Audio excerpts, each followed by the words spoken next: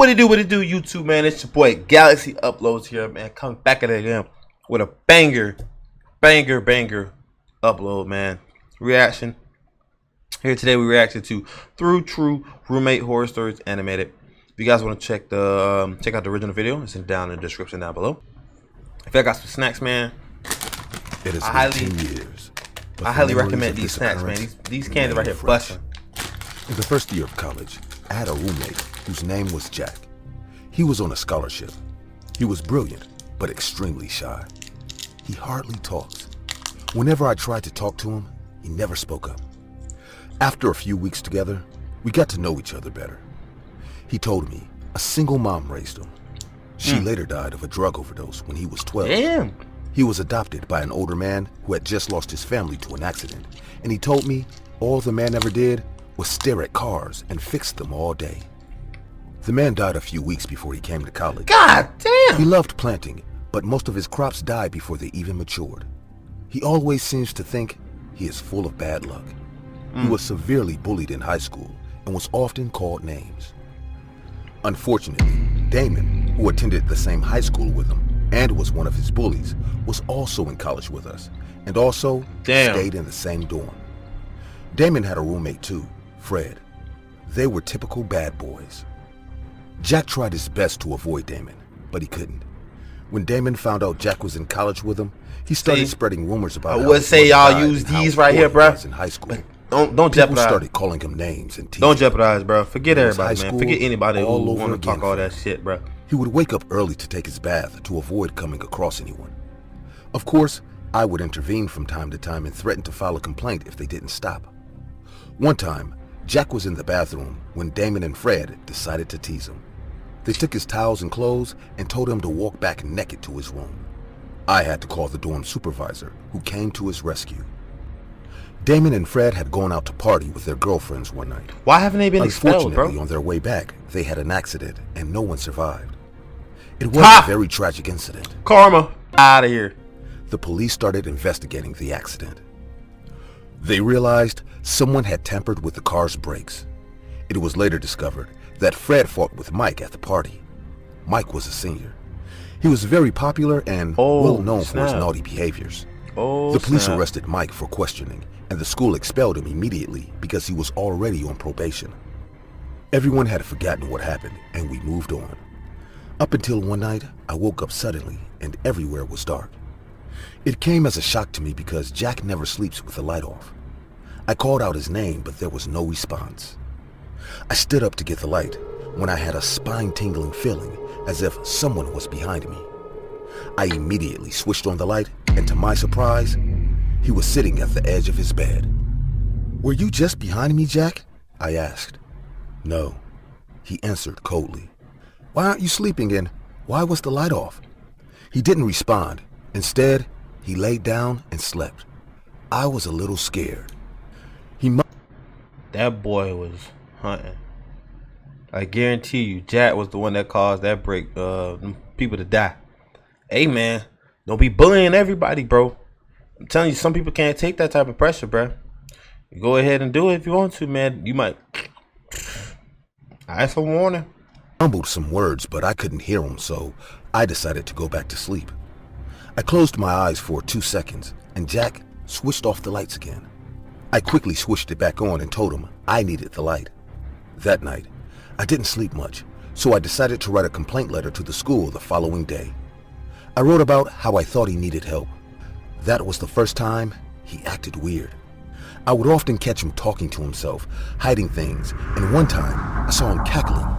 His face was pale as if he hadn't eaten or drank. After I wrote the letter, I decided to return to the dorm early to go through his stuff. I skipped my last class and headed to the dorm. Luckily for me, Jack wasn't at the dorm yet. I started going through his stuff. Then I saw a chronicle and decided to go through it. I stood there frozen, going through the horrible things written in Jack's chronicle. He wrote about how he plotted Mike and Fred's fight. He had sent a threatening message to Mike pretending to be Fred. Mike went to confront Fred at the party, and that was how the fight started. He also wrote about how he tampered with the brakes of Fred's car. I knew it. Knowing fully well that Damon would be in the car too. I I knew was it. engrossed in what I was reading and didn't hear Jack come in. I felt someone behind me, so I turned around. My heart skipped a beat when I realized Jack was behind me. Before I could say anything, he hit me with an iron and I passed out. Damn. When I regained consciousness, Damn. I couldn't see much. It was dark and my hands y'all. were tied. Jack had locked me in the trunk of his car. I was shouting for help and struggling. It was getting hard to breathe. I kept asking myself why Jack would do such a thing. It was getting hard. What you mean? Why would he do such a thing? You gotta understand, bro. They was bullying mans. Man's probably got, even though it's not right to kill him, but man's probably got tired of that, bro. Who wants to sit there and keep dealing with that, bro? Not me. I'm not saying I kill somebody over there. You see these right here? I use these, bro. But other than that, bro, mans was getting tired, bro. He was getting tired of that shit. Like, fuck that. And harder to breathe. I kept banging on the car, hoping that someone would hear me. Jack had asked the dorm security for a shovel. He gave it to him, but he was suspicious. When Jack got to his car, he opened his trunk, and before I could scream or say anything further, he hit me in the head with the shovel, closed the trunk, and drove off. Thankfully, security had followed Jack quietly, and he saw everything. He reported what he saw to the police. The police alerted every officer on patrol, and they tracked Jack's car. They found the car empty and began to search for me and Jack in the surrounding environment when one officer raised a notice that he had found 2 of my lost bloody teeth in the trunk and they needed to act fast. They screened and searched the vicinity where he was caught trying to bury me. They searched his late adopted father's garden, and by the time they found me, I was half buried by Jack, who was laughing during the whole incident. I was rushed to the hospital and he was arrested. Jack was sentenced to life imprisonment. He started his sentence in a mental health facility and was transferred to prison after his treatment was complete. I also saw a therapist for a while because I couldn't get over the fact that Jack had tried to bury me alive. My therapist told me I needed to talk to Jack, so I visited him at the mental asylum. He didn't answer any of my questions. Instead, he was smiling like a maniac and repeatedly said, "You had to go." When I returned to college, Jack had gotten numerous nicknames. Jack the Psycho Killer, Jack the Human Planter, Jack the Horror Fetish, and Jack the Roommate Who Lost It. These were the few I heard of. These names reminded me of the incident all over again, and I had to ask to leave the room we both stayed in. During school, people would cluster around me, hoping to hear what I had to say. I dismissed them and told them the rumors and names they called him were what messed with him in the first place.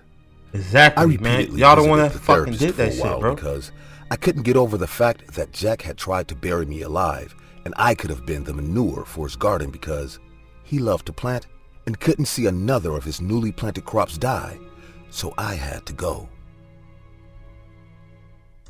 I mean, the only reason why you had to go, fam, because you was snooping in Buddy's shit. You went snooping in some place where you didn't have to go. I mean, like I said, it's not right for him to kill them people, bro. But you went snooping in his shit, which caused him. Okay, now you know my plan. Now I gotta take you out.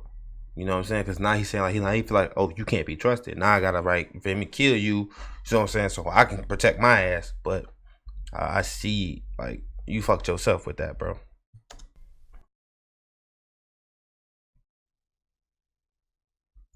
My first roommate experience happened in college. I had never lived with anyone before, as I was an only child, so I was really excited to see how living with someone else was going to be. My father owned a large apartment that was close to my college campus, and he allowed me to stay there throughout my first college semester. After I got settled, I started carrying out interviews for potential roommates. I probably went over 100 candidates till I met him. His name was Jason Gunner, and he was perfect.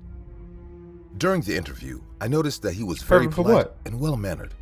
He also had an amazing aura around him. When I was finally done with the interview, I knew without a doubt that Jason was the perfect person to be my roommate. But there was still a little something that bothered me. So I normally ran a background check on everyone I interviewed, as it was one of the most important things to do when looking for a roommate. But when I tried to run a background check on Jason Gunner, The results came back scanty as there was little to no information about him. I asked Oh, him wow. about this, and he said that he mostly lived a low-profile life, which is why there wasn't much of his background on the internet. I knew it was a pretty... All right, y'all. I'm finna guess it. I guarantee you, the reason why he don't got that much information on his background, bro, because Buddy was a killer, murderer, something. I don't know. He had got his background sponged. He done did something for his background to not be shown anywhere on any search site or anything, bro. I guarantee. Mark my words. Pretty hasty decision, but I took his word for it, and I told myself that maybe having little to no information on you out there was a good thing. So after a while, all the arrangements were settled, and it didn't take long before Jason started moving in. Things went perfectly at first, as the first few months were wonderful. I loved living with Jason, as he usually made pancakes for both of us in the mornings, and he also helped in doing most of the chores around the apartment. During this time, I realized that I made the right decision because Jason was a delight to live with. But all that joy and perfection abruptly stopped when I brought home my then boyfriend, Harvey Lance. I had met Harvey on campus 2 months after I started the semester. He too. So you telling me you brought another man? Bro, this is gonna go bad. This is gonna go so bad. This is gonna go so bad, y'all. I'm telling you, this is gonna go bad. Was one of the sweetest guys I had met, and things were going really great between us. I remember the first time I introduced them to each other, and I remember seeing Jason with a frown on his face. That was really odd to me, as Jason was usually a happy guy, and I hardly ever saw him frown, but as the evening went on, I could tell that he really did not like Harvey.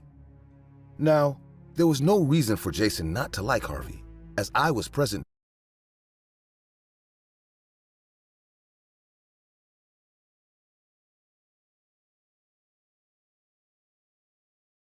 during all their interactions, and I was sure that nothing rude or out of the ordinary happened.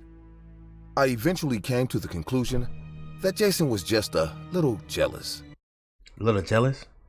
Little jealous? The man living with you. What you mean a little jealous? The man is living with you, bro. Come on now. Come on. I guarantee you. If y'all see my last video when I reacted to Omegle horror stories, bro, I guarantee you, Buddy is gonna do something like that. He gonna kidnap him. I don't know. Just do some weird twists. Do some weird twisted crap. But as more time passed, I realized that what I thought was just petty jealousy was actually real hatred. It didn't take long before Harvey noticed that Jason didn't like him, and a massive tension began to form between them. Things got really weird from there, as Jason started to act really strange. He started to incessantly follow us around on dates and any time we went out. I didn't notice much of this at first, but Harvey did. And when he told me about it, I thought he was just over-exaggerating as I told him that it probably wasn't Jason and he... Over-exaggerating, bitch? Come on. Seriously? Over-exaggerating? If your man's pointing the man out, come on, bro. Come on, man. You decided to pick a fucking psychopath. I knew it. By that man not having nothing on his background, come on, bro. He's a fucking psychopath. He was just seeing things, but he stuck to y'all, his story. If it's muted, because I'm eating candy and I don't want to be smacking in you guys' we ear. were being followed by my roommate. When I got home, I confronted Jason with these claims, but he always denied them, saying, Harvey is just delusional and he would say anything to get me out of your apartment and your life. Things started to get heated from there, as anytime I was at home, Jason incessantly told me to leave Harvey as he was certain that Harvey was nothing but bad news.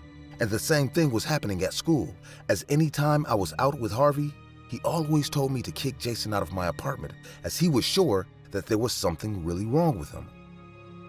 I always told Harvey that I couldn't do that as Jason had already signed a year-long lease, and when I was home, I always told Jason that I really liked Harvey and that I wasn't going to leave him.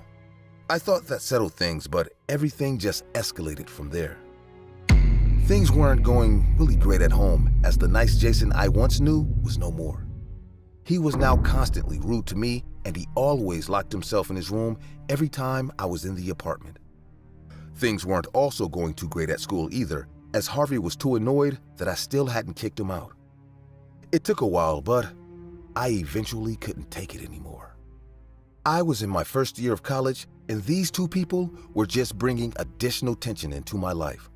I didn't have the time to deal with it anymore, so I decided to even out the equation by taking them both out of my life. I decided to start with Jason, as I planned to pay him. Hey, that's the best thing for you. Kick them both to the curb. Get them out your life. Hey, y'all want to be fighting over me? Deuces. Well, just like BSD say, Twizzlums. Back the rent money with interest and tell him to leave as soon as possible. But when I got home, I could hear people shouting through my door. Whoa. From the hallway, I could hear Jason and Harvey throwing words at each other as I heard Jason say, "I tried my best to make sure everything was perfect between us, but you just had to come in and ruin everything." She didn't even... "I never did anything to you, man, and you are delusional. Straight up. There was no us. Straight You're just up. a creepy and obsessive roommate who followed us around on our dates. Can't you get it into your head that you're just roommates and nothing more?" Oh, That's God, when bro. I heard Jason scream, "She belongs to me and no one else. She just doesn't Wow. know it, and I'm gonna do anything to make sure nothing comes between Wow. us, even you." Fucking Found gaming gear fucking you love on psychopath, Amazon? bro. I bet you I can find it Fucking cheaper. psychopath, man. With the capital one. I had heard enough at this point as I walked in and said, "That's it, Jason.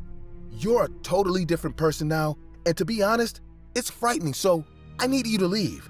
I then watched as Jason calmly said, "I'm not going anywhere, my sweet Elizabeth. We're meant What to the be together fuck? forever." Good. His Yeah, eyes yeah, looked yeah, yeah. malicious as he said those Yeah, words. get your fucking and I weird started ass to get out. scared. Harvey, who was still in the room, then said, "What the hell is wrong with you, man? Didn't you just hear what she said? You need to leave now before I make you leave." That's when Jason, who now had a crazed look in his eye, lunged at Harvey.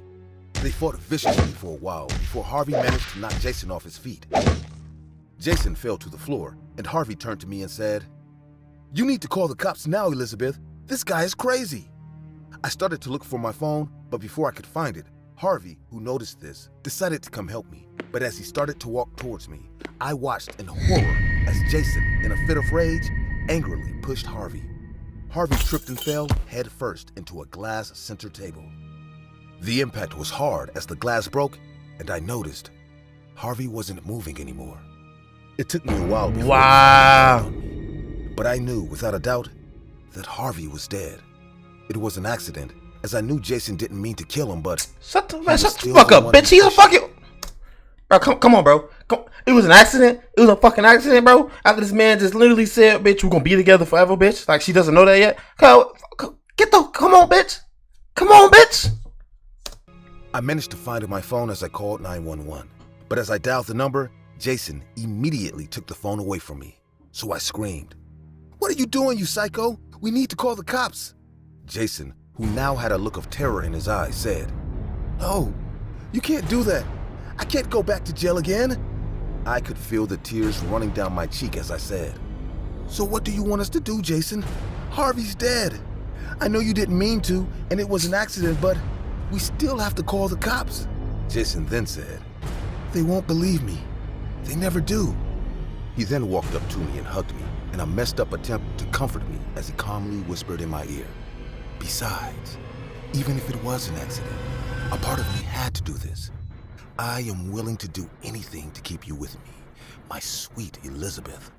Fucking His words sent shivers down my psychopath, spine bro. as I finally realized that Jason was living in some sick fantasy and that he was truly insane. I then pushed him off me as I backed away. I couldn't recognize him anymore, as Jason now looked like a truly different person. After I had pushed him away, Jason then looked at me and said, "We have to be together, Elizabeth. I know what we should do. Let's run away. Let's go far away and keep on living together." Jason had a sick grin Get on your his weird face as he ass said out of those here, bro. words. So I What knew the fuck? I had to protect myself. I tried to run into my bedroom and lock myself in there, but he was faster as he caught up with me. He started pulling me towards the door as I screamed, but that's when we started to hear sirens. Relieved, I realized that my call must have gone through and I was saved. It didn't take long before the cops surrounded the building. Shoot I him. then told Jason to Shoot get him. up and open the door. Shoot him. But he didn't listen as he looked me dead in the eyes and said, "If I can't live with you, I don't want to live at all." I then watched in horror as he jumped out the window to his gruesome death. 2 deaths happened that day on the campus, and I was the only survivor. I told the cops everything that happened, and an investigation was carried out. Wow. Harvey's parents were heartbroken as they blamed me for it. I didn't complain, as I knew Harvey meeting Jason was all my fault. Wow. I also met with Jason's father, who had heard what happened to his son. He was a nice man who apparently wanted to meet me and apologize. Shocked, Wow. I wondered what he wanted to apologize for, and when we met, he told me that Jason had suffered from a peculiar form of OCPD, an obsessive-compulsive personality disorder, since he was a kid. He said this disorder made him obsess over certain people, especially women, as he saw them as things he owned. He then said to me that Jason was a good boy who tried to suppress and fight the thoughts by being a nice person, but they always got the best of him, and it led to numerous incidents of him lashing out. This in turn led him to getting charged with numerous cases of assault and battery. I then asked why those cases didn't come up when I did a background check, and he said Jason was trying to turn a new leaf, so he recently changed his last name from Lance to Gunner, as that was his mother's last name. The revelations were shocking to me, and when the case was finally over, I left college for a while, as I decided to take a deferred year or 2 to get help over the trauma I experienced. I have never, and I will never forget what happened to me that day. That experience opened my eyes as I realized firsthand that you can never really know someone, even the ones who live with you. All right, guys, I'm gonna go ahead and end it here, man. If y'all want to check the story 3 on SSG Animation Channel, man, I'm gonna leave the link in leave the original video leave the original video in the link down below, man. Make sure you guys go ahead and check it out, bro. Anyways, it's been your boy Galaxy Uploads, man, and I am out of here, guys.